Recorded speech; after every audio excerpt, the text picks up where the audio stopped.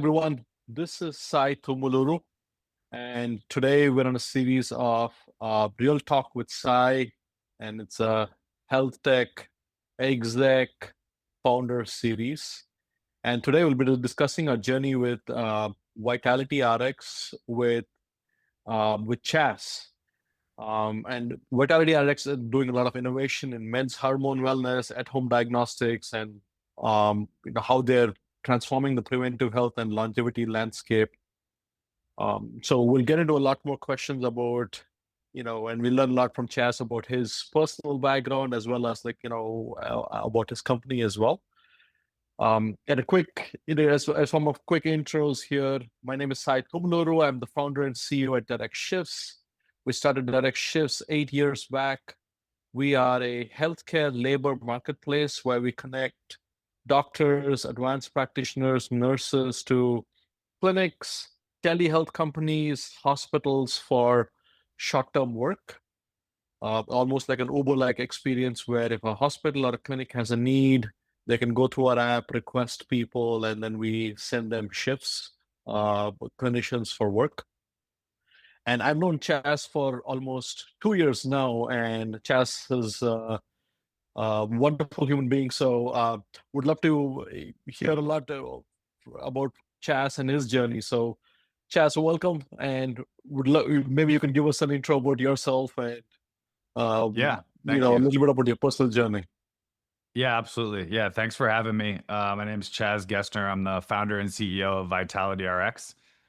We are a male hormone health telemedicine platform. And what we've built is a safer and smarter alternative to testosterone replacement therapy, which has been kind of the traditional gold standard approach to treating hormone dysfunction in men, but comes with some significant risks and downsides. So we've built a more integrative and comprehensive approach to solving the hormone dysfunction crisis, if you care to mention it that way.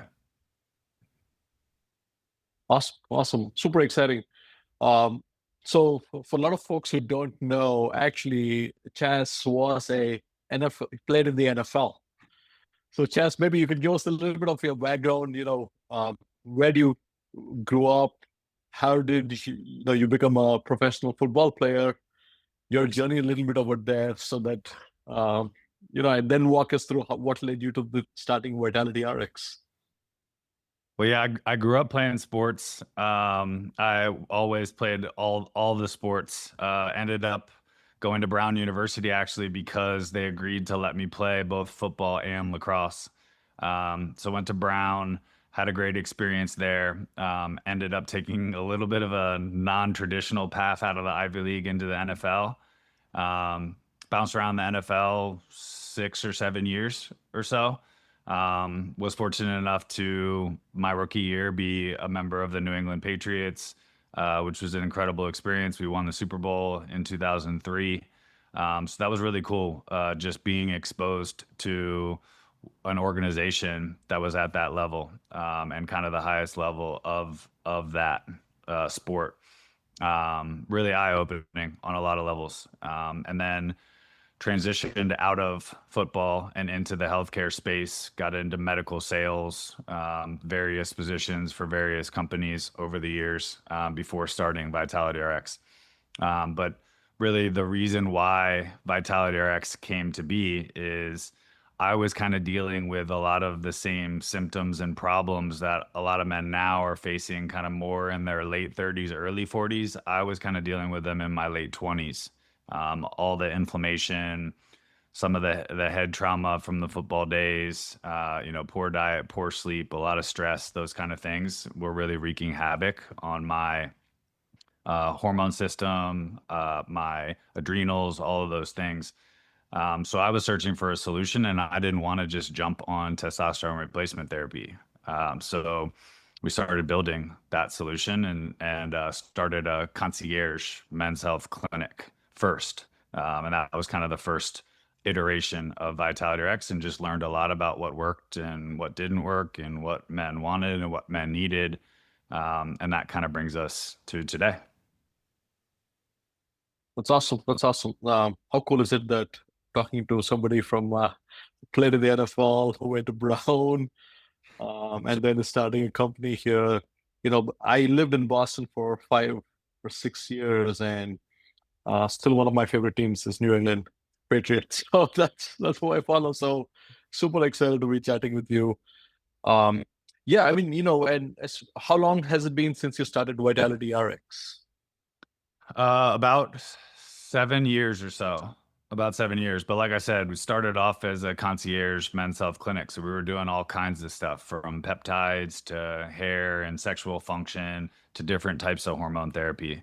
So we originally started as kind of a more in-home model. So we had a network, we were in the Southern California area, had a network of nurse practitioners that could go into the home and do exams and blood draws and IVs and things like that. So we really learned a lot about that. And then COVID hit, and that kind of changed things a little bit as far as being able to go into the homes. So we were forced to kind of pivot a little bit. And that's where we got a lot more laser focused into what we are today. That's awesome. And which markets do you serve? Did you start off with one market and then have you now expanded? What's been your journey there? Yeah, well, starting off in the concierge space and having to build a network of in-home practitioners, we were kind of limited in our geography. But once we switched to a more completely telemedicine model, we implemented an at-home test kit. And then really we were just limited by the doctors that we brought on board. And that's where DirectShifts came in. That's why we've known each other for about 2 years. That was around the time where we started looking into how do we expand our footprint? How do we take advantage of telemedicine to provide more access around the country? And then that's a simple factor of finding doctors that are licensed in the different states. Awesome. And right now, are you live in all 50 states or do you serve certain markets? Yeah, we serve certain markets, most of the major cities and bigger states. I'd say about 25 states or so. But that covers all the big ones in the Northeast, Southeast, Texas kind of area, and then the West Coast. Yeah, so we have a Awesome. pretty big footprint. Yeah. Okay. And so you've been running this company for about 7 years now. And of course, the pandemic came in, probably changed things a little bit. How have you seen life of Vitality, like, pre-pandemic and then post-pandemic? What were the main changes that you've seen? Well, I think one of the things we learned, I mean, we're men's health, so specific to men, right? It's hard to get men to go to the doctor in general. So that was the first hurdle that we wanted to try to clear. So we thought that by having guys schedule an in-home appointment for a nurse to come, we were solving a big problem there. I think that was a little bit ambitious in thinking that that was actually solving the problem. I think that still is a fairly decent interruption in someone's schedule. You got work, you got kids, you got all kinds of life things going on, and taking out an hour of your time and having someone come into your home is still an inconvenience. So I think that was really the big change, was implementing the at-home test kit into our workflow and making it actually simple and easy and efficient. I think that was really the major difference in how our whole model changed. I think most of the telemedicine platforms are more geared towards primary care. So the issue of diagnostics isn't as big of one, right? A patient can get on a telemedicine consult with their doctor, and their doctor can write a prescription. We go a couple of levels deeper, so we need the diagnostic component to create a more comprehensive program. Um, so that really is the foundation of everything. And once we kind of shifted that over to an at-home test kit model, and we found one that actually really was accurate and easy to use, that really changed everything. That's great. And you folks send these diagnostic kits. Um, could you walk us through a little bit about, your experience developing these kits? How did you folks do your R&D to come to this level? What kind of tests do you currently offer that you diagnose? Yeah, we actually came across a company called Tasso that already had developed an FDA-approved device. It's a little disc that you stick to your shoulder and click a button. It kind of looks like the continuous blood glucose monitor, one of those little discs, Hmm. but you just stick it on your shoulder and click the button and leave it on there for 10, 15 minutes or so. And it takes a little blood sample from the capillary blood in the shoulder, peel it off, throw it. It collects about a half a cc or so of capillary blood and send it to the lab for analysis, and we can get a whole hormone panel out of that and a PSA test, which is an important one for men. So we can get free and total testosterone, estradiol, luteinizing hormone, sex hormone binding globulin, and of course that PSA. So that gives us a really good foundation of diagnostics, and that kind of diagnostics really hasn't been available for that long. I think a lot of those types of small volume blood collection devices and analysis, even 10 years ago, really wasn't up to par with the IV blood draw. But now it's just as accurate, and that really opens up a lot of things. I mean, obviously the finger prick test has been around for a lot. The accuracy of those are a little questionable, and it's kind of painful and cumbersome. So Hmm. coming across this device, we basically white label the device. There's other companies that are doing the same, but that kind of saved us from having to develop one ourselves. Um, and we just kind of implemented that into our workflow. That's awesome. And on the other side, do you have somewhere where patients can track how this is, how, the lab results, and then you send them any medication to track, and then you ask for labs after a certain period of time? Yeah, so the first step's always the diagnostics, and that's what we try to convince guys is that you don't need to decide whether or not you think you need this type of program or therapy or have this type of issue. Let the diagnostics kind of tell the story and then also steer you one path or another. So the diagnostics are always the first step. Then we utilize telemedicine to discuss the results and explain them as clearly as possible. And then our doctors recommend different types of treatment programs. And then obviously we use the diagnostics to guide us throughout the programs as well. There's multiple follow-ups throughout the program so that things can be dialed in and changed, and it really kind of mimics the doctor's office experience, um, but just via telemedicine. That's great. And is this your why now question? If somebody would ask you, why does Vitality RX right now? Is it mainly related to the diagnostics being available now, which was not available, say, 10 years back that you were describing? I think so, yeah, and I think COVID also changed the regulations around telemedicine a little bit, and then also kind of opened people up a little bit more to that type of experience. I think in the past, people have been a little bit less trusting of that type of model, right? You like to go into the doctor's office and look up and see their diploma on the wall, and there's people around, and that kind of builds a little bit of trust and credibility. I think now people are getting used to the fact that there can be another type of model that they can still trust. So Yeah. I think that's the biggest thing. I think the other really big thing for us in particular is I think there's a lot more people that are looking for solutions outside of the standard healthcare system, outside of what's just reimbursed by their insurance, outside of just seeing a doctor and have them write you a prescription, just more kind of comprehensive, what we call integrative solutions, which are kind of a combination of conventional and holistic medicine. Yeah.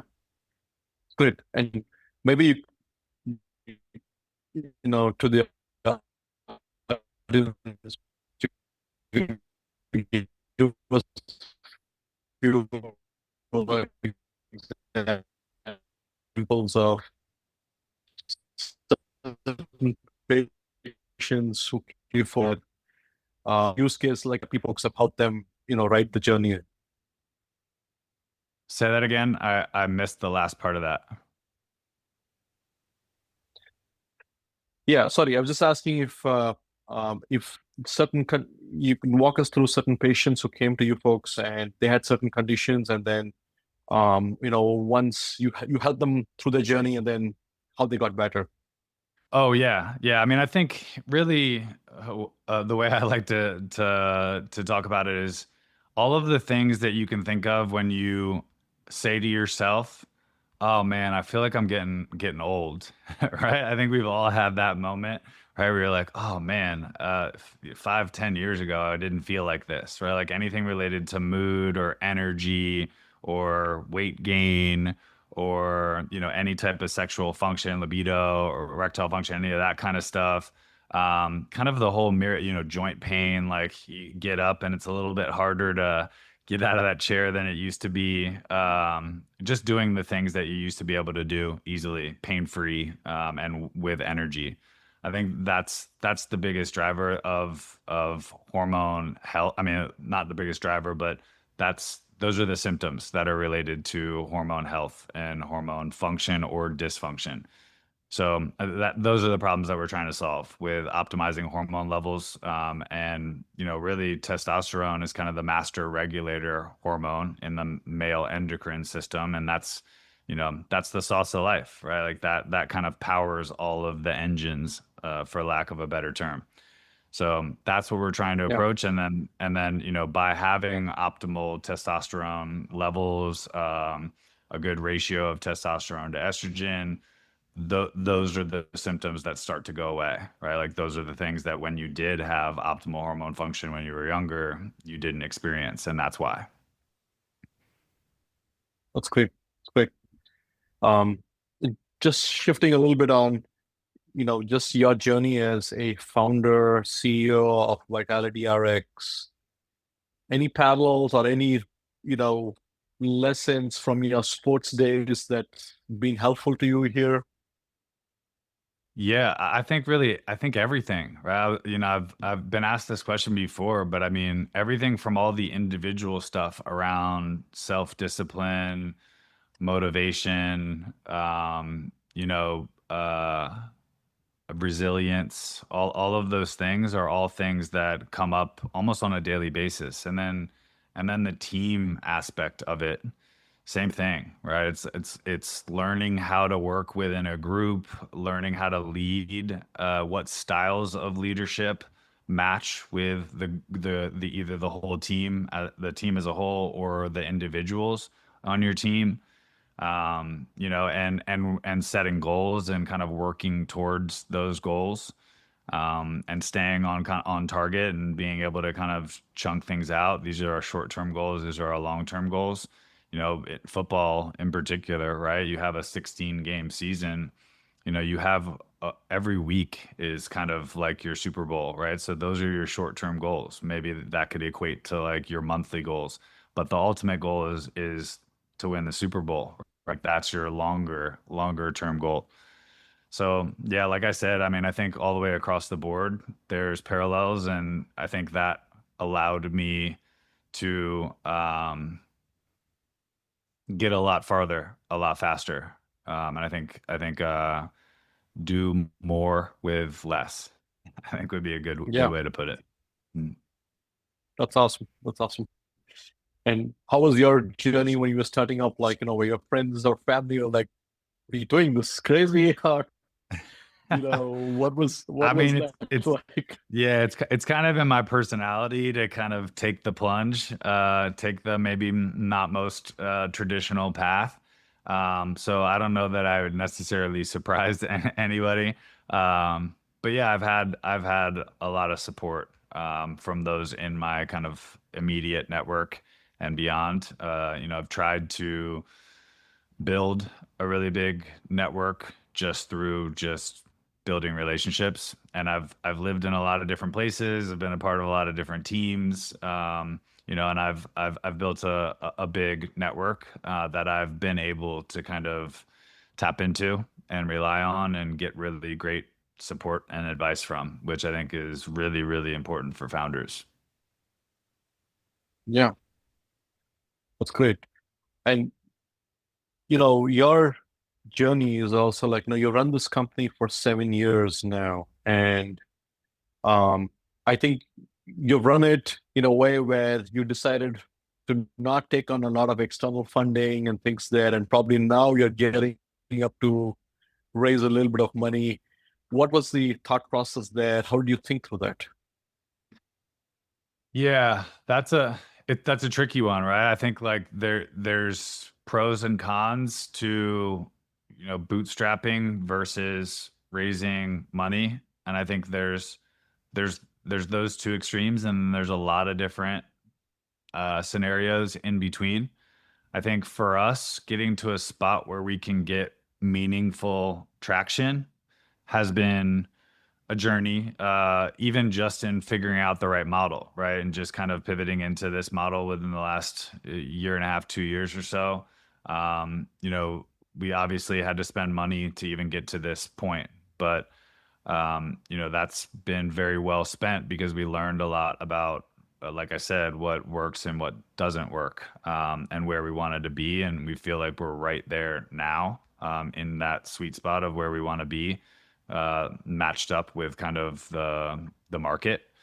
So now it's a matter of balancing, what strategy we want to deploy. How do we go fast? Now that we've found a little bit of traction, but more importantly, product market fit, we can actually get good value for that money, as opposed to just raising a bunch of money and then throwing a bunch of darts against the board and seeing what sticks. This kind of allows us to be a lot more strategic. That's awesome. So almost for 5 years or so, you just keep tinkering and iterating, trying to see what's working until you found product market fit. Yeah. And that's great. And you just super focused on that. Yeah, exactly. Yeah, I think we're at a really good spot right now. Like I said, we have a product and a program that works, that there's a big need for, and we feel like we're ready to scale. So now it's just a matter of scaling this type of conversation that we're having now, where I have the ability to kind of explain things, on a little bit of a deeper level, scaling that conversation to the masses and being able to solve a really big problem. How many men, say in the United States, you would estimate as to like, hey, they need, a solution like Vitality RX, or is it typically it's not even, as men, we don't even think about it unless it's too late or we don't feel better. We just ride the pain. Yeah, I mean, I think, this the stat is that a 45-year-old has the same amount of testosterone today as his father did at age 65.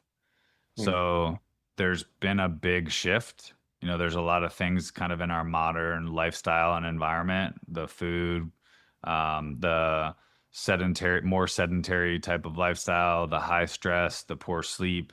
When I say food, right, like that's the chemicals in the food, that's eating a lot of processed foods, like all that kind of stuff, has really contributed to a much sharper decline in hormone levels. I think you could make the argument that pretty much every man over the age of 35 really should, at the very least, uh, have lab testing done, right? I Mhm. think everybody is so different that it's important to be able to compare yourself against yourself.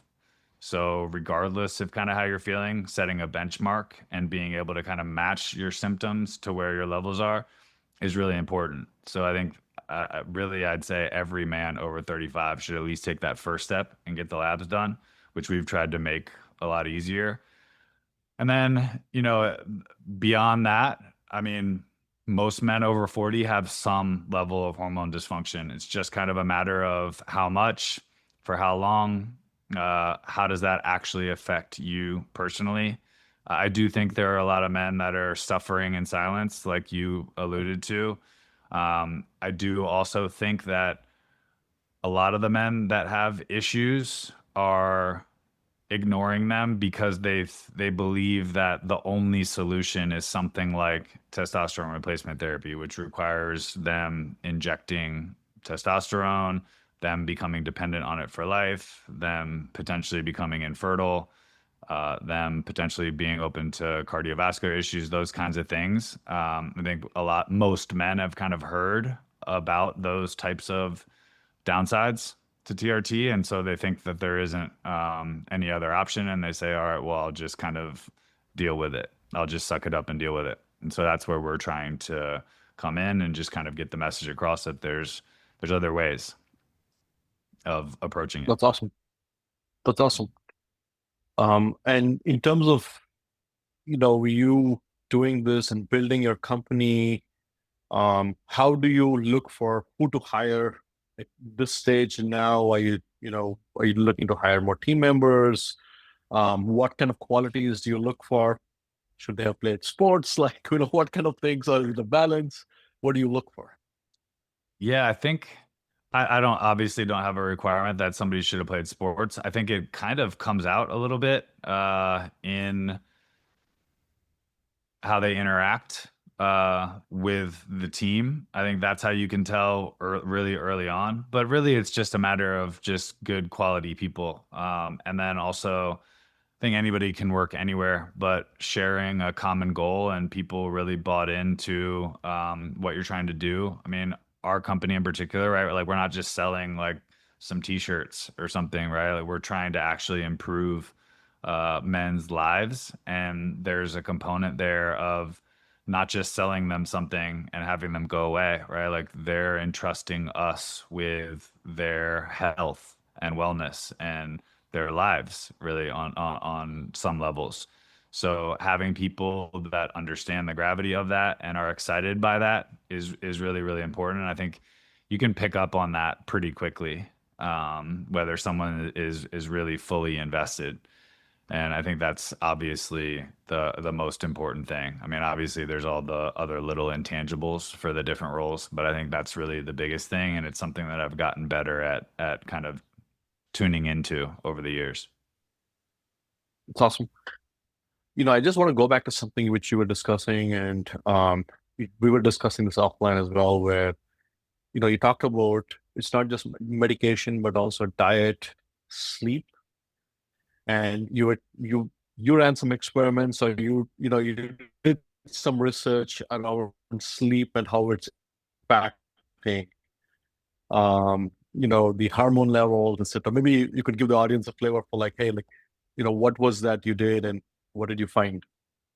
Yeah, I mean, it's interesting, right? Almost on a daily basis, because I'm in this space, I get asked questions about things like peptides or things like different fancy biohacks, right? Like red light therapy or hyperbaric oxygen chambers or sauna, cold plunge, things like that. And I always make sure to first start that conversation by talking about the quote unquote unsexy fundamentals, right? The things, the foundational pillars of health. If you don't address those first, then all of those extra fancy gadgets and biohacks are basically just contributing to building a house on a foundation of sand, right? And so I know that's not the exciting answer or what people really want to hear. And I know a lot of people kind of want that silver bullet. But yeah, as far as those foundational pillars, you got sleep, exercise, nutrition, and stress management.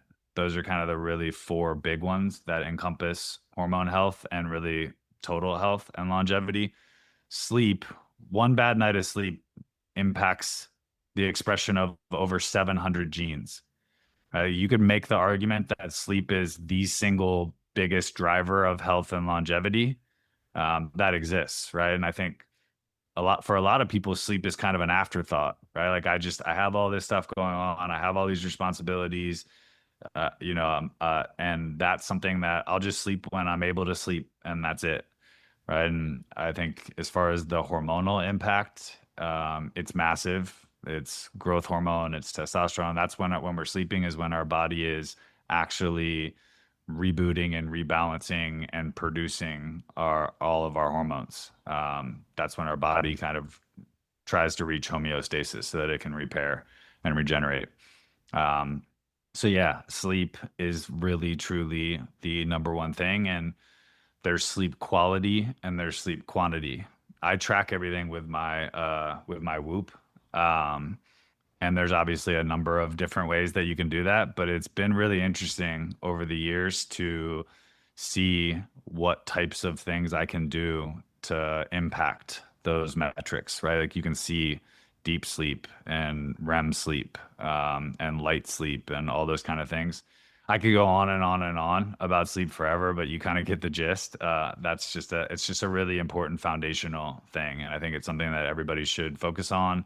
I think those four pillars that we talked about are at the foundation of what we do as well, because anybody can just take a medication, but how well that works, how well your system responds, how sustainable anything is going to be really comes down to how you address those four foundational pillars of health. That's great. So it's not just about medication, but you described like, exercise, diet, sleep, which, brings all together. And that's kind of what you folks are focusing on at Vitality RX. Exactly. Awesome. Yeah, we combine different, conventional medicine, holistic medicine, and like I said, kind of some of these other, just addressing some of these other pillars from a logical point. I started doing this as well. I think 2 years back, I have an Aura ring. I start tracking my sleep, and I invest also bought an 8 sleep mattress pad to just change temperatures, and it's been huge. I think definitely it's very, very sleep is one of the most important things. As you said, you said it nicely, which is it's a very unsexy thing to talk about, but actually it's probably makes the most difference. Right. And some of it is just in how you feel. And I think that's the part that people focus on the most. Some of it is just how you feel, like, oh, I feel much more rested, those kind of things. But a lot of it also is stuff that you can't necessarily feel now, right? It's these little tiny incremental differences that add up over time. And that's what I think is very underrated about it that people just don't realize. I think it's just years and years and years of sleep debt accumulating and poor sleep and poor hormone function, really can add up. And it's why, there's more and more people that are feeling the effects of hormone dysfunction and aging a lot earlier now than ever before. Yeah. If you were to roll back the years and, if you went back to probably when you were 21, 22, is that a message you would send to your younger self? Oh man, I think that was right around when I was starting my professional football career, right around that time. I would say it's just I think I don't know, would you agree that I think that perspective has probably been the biggest category that you've kind of developed wisdom in, right? Like just being able to have perspective of the bigger picture. I think at 21, I was so kind of I had such tunnel vision that I didn't really have Mhm. perspective. So I think I would say just somehow being able to give myself more perspective about the bigger picture and learning to get better at just controlling just the things that you can control and just understanding that it's going to unfold how it's going to unfold, whether you are worried about it or not. I think would have saved me a lot of stress, and allowed me to kind of deal with that pressure a lot better. Yeah. Oh, that's great. And 100% agree where, as 21-year-old, when we're that young, we have tunnel vision. We also think like we can do anything and change the world, and which is, in a way, that's how we should be thinking about stuff. But having more perspective gives a lot more balance. But like, hey, you know what, this is important. This is probably not important. Or some of the things we chased at that age probably is not the right things. But we only realize that when you get older. Exactly. Yeah, there's no real way to have that kind of perspective until you've been exposed to more of the world and more things going wrong, frankly, right? And just learning how to deal with that. Yeah. So what's the next phase for you, through Vitality RX? And um, I understand you're raising funding round right now, and what, where do you want to be in the next 3 years or 5 years from now? Yeah, I think growth is the next phase for us, right? Like that's on the top of our whiteboard, right? How do we scale? Right? And I think that that comes in a lot of shapes and forms. I think these days, right, like you gotta um, be producing a lot of content. You gotta kind of be active in that's how you build trust now and credibility is kind of that content strategy and being able to deliver in our context being able to deliver pretty complex scientific um, points in a way that people can actually understand and relate to them and then actually kind of be able to back them up with the science um, so yeah, I think the biggest thing is growth, and like I said, that comes in kind of a lot of different um, ways, shapes, and forms. But that'll be our focus is adding to the team and adding patients, and then I think the next phase beyond that will be going deeper, where everyone else I feel like is going wider in healthcare and even men's health. We want to go deeper. So we don't want to be somewhere where a guy comes to the site and they click a drop down menu and there's 50 things to choose from and they don't know where to start and they don't necessarily understand any one thing that deeply. Um, we want to be singularly focused on hormone health and go deeper into hormone health. There's obviously other hormones besides testosterone and estrogen and those five markers that we're testing now. Um, but I think by creating kind of a more comprehensive solution and sticking to our ethos of it being more integrative and functional, addressing the root cause of issues instead of just band-aids for symptoms, I think it'll allow us to really contribute to being a foundational driver of health.